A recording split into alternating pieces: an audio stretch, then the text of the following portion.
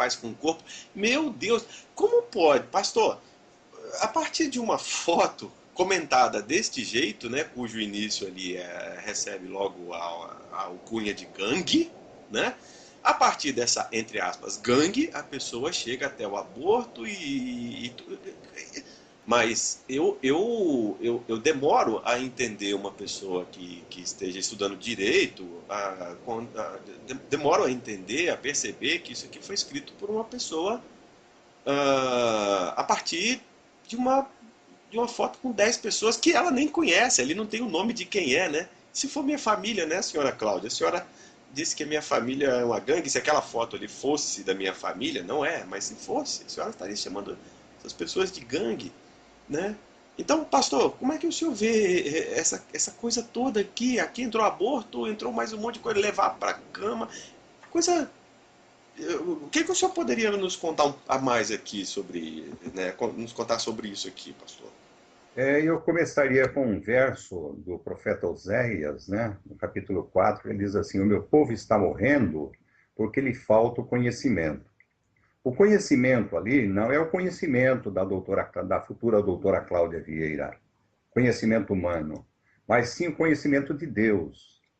O que significa conhecer Deus? Significa conhecer do que ele se agrada e como nós devemos viver e por que que Deus nos permitiu vir a este mundo e para onde vamos após esta vida.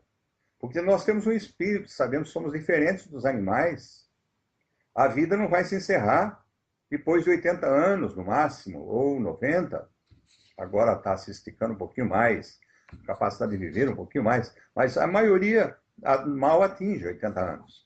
Então veja que, por partes, o casal, seja ele homo ou heterossexual, tem o direito de escolha de não ter filhos.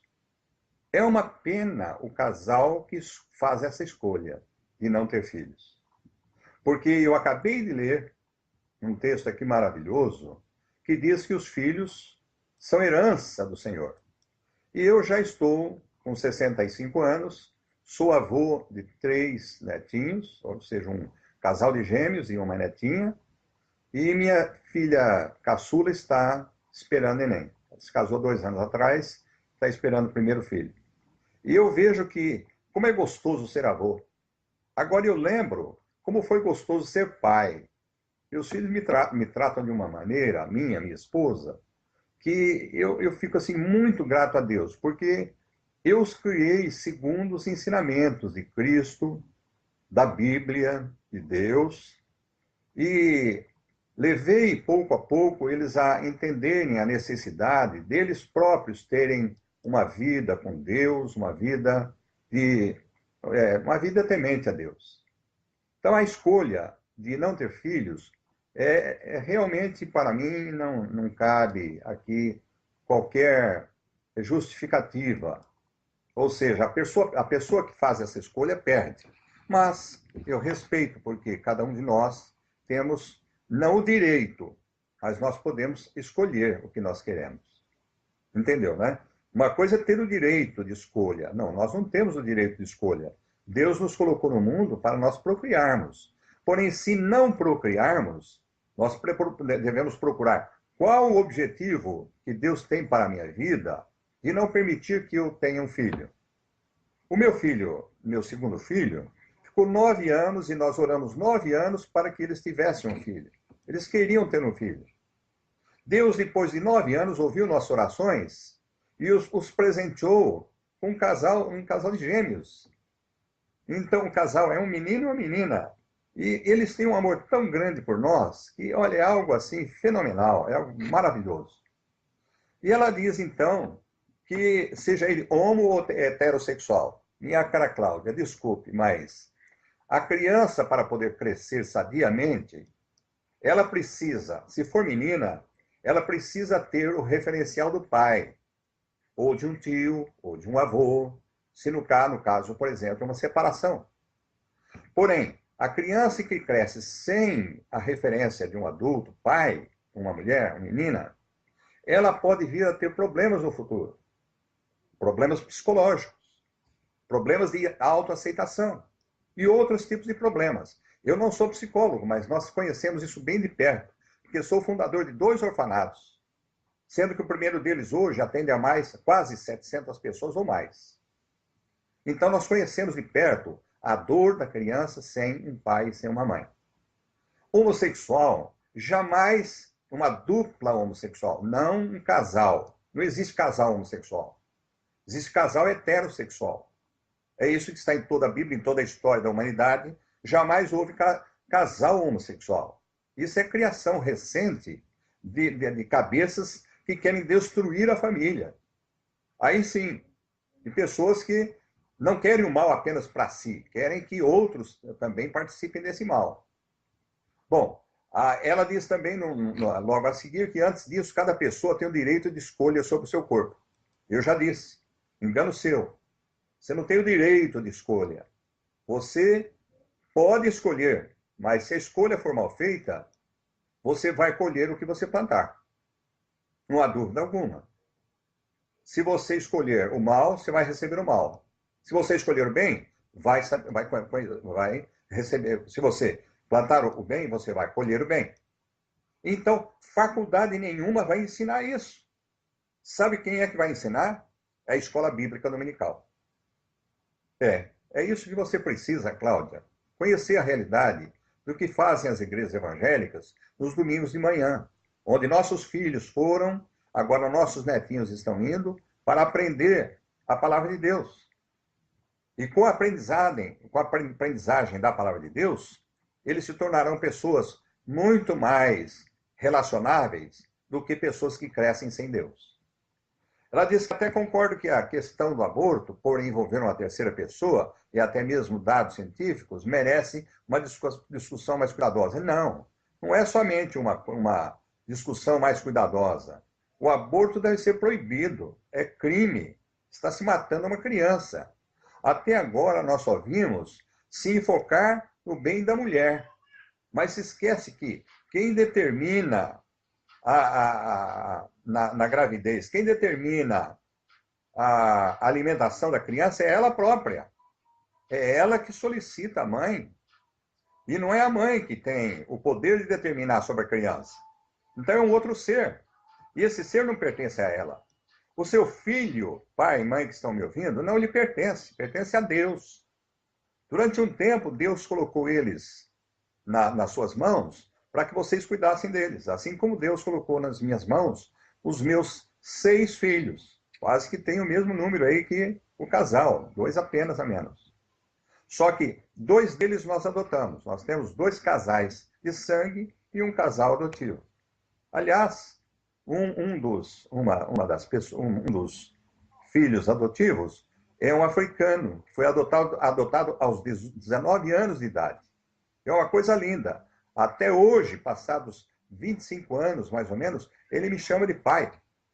E é muito interessante que aquilo foi sério, não foi um ato simples, como muitos pensam, ou por qualquer interesse. Mas ela diz, agora quem a pessoa leva para a cama, quando, quantas vezes e com que finalidade, isso é problema de cada um. Novamente, não. Nós vemos que é exatamente por causa desse pensamento liberal que a sociedade está como está. Colocar um filho no mundo para depois não cuidar dele é fácil. Basta ir num carnaval, ir lá numa parada gay, onde se permite tudo, e até casais heterossexuais podem ter relação sexual na rua. É incrível, mas você pode entrar no Defesa Hetero, nosso blog, e pode ler lá sobre as paradas gays. E nos carnavais nem se fala. A gente já sabe, já conhece isso de anos. Infelizmente, a sociedade não está evoluindo espiritualmente. Ela evoluiu tecnologicamente apenas. Mas espiritualmente e socialmente falando, humanamente falando, ela regrediu, está regredindo cada vez mais. Diz que esse não é um problema da igreja. É sim. É um grande problema que a igreja tem cuidado e tem ajudado muitos casais. Só para você saber, Cláudia, no último encontro de casais que nós realizamos, em que nós levamos os casais a compreender como criar os filhos, como educar os filhos, Nós damos as melhores formas. Sabe de onde nós tiramos tudo isso? Pasme, da Bíblia, querida. Da Bíblia, meu querido ouvinte. A Bíblia Sagrada contém ensino para todas as áreas da vida. Basta você ir a uma igreja no próximo final de semana e assistir a uma classe bíblica. E você vai ver que tem temas que se estuda assim de 3 em 3 meses, ou menos tempo, ou mais tempo, se estuda um assunto. Se estuda sobre o namoro, sobre o casamento, sobre o motivo por que o jovem não deve ter relações sexuais antes do casamento. Ah, pastor, isso o senhor então é ultrapassado. Não, a Bíblia nunca foi ultrapassada. Ela é atualíssima. O que tem na Bíblia é para o bem do homem. E feliz aqueles que seguem os ensinamentos da palavra de Deus. A Bíblia diz isso no Salmo 119. Luz para o meu caminho é a tua palavra.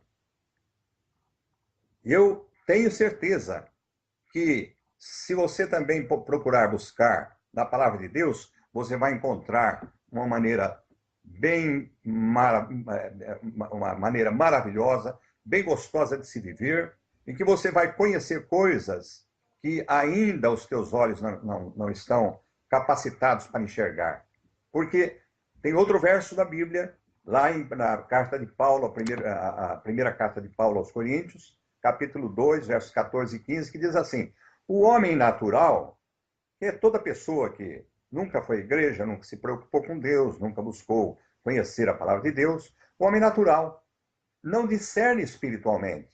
É lógico, ele não conhece o lado espiritual da vida. Então, o homem natural não discerne espiritual. Porém, o que é espiritual, ou seja, aquele que buscou uma vida com Deus, que está vivendo uma vida íntegra na presença de Deus. Pastor, tem pessoas assim?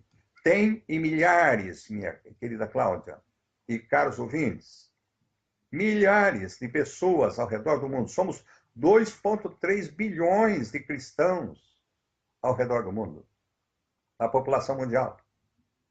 Ou seja, é uma preocupação, sim, e nós devemos estar bem cientes de que, num relacionamento sexual, ele tem que ser prazeroso, gostoso, como a Bíblia diz, e dá orientações quanto a isso, mas ele deve ser responsável.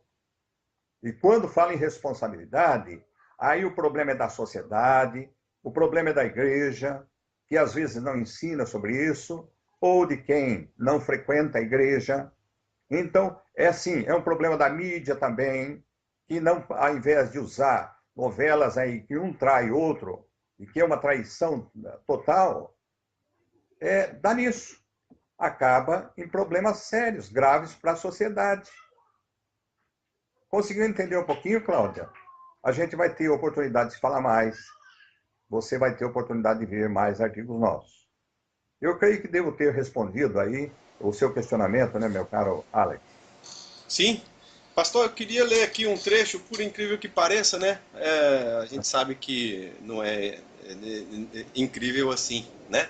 Mas hoje foi postado no blog da ADHT um artigo escrito lá em Portugal sobre a impressão do autor do blog, do artigo, né, de um político que estava lá.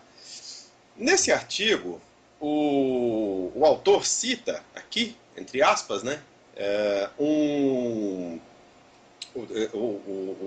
trecho de um livro que nunca foi traduzido para o português. Então ele diz assim, abre aspas, né? A citação é essa. Eu não vou ler o artigo, né? Não vem ao caso, é um artigo sobre política, mas esse trecho eu acho muito interessante. Abre aspas. Um raciocínio falso que tem como ponto de partida uma sensação real, um fato exato, o qual, em virtude de associações de ideias ligadas às tendências e à afetividade, e através de induções ou deduções erradas, acaba por adquirir para o doente uma significação pessoal, pela qual tudo se coloca inexoravelmente em relação em torno deste fato. está escrito em, vamos colocar assim, inglês, português.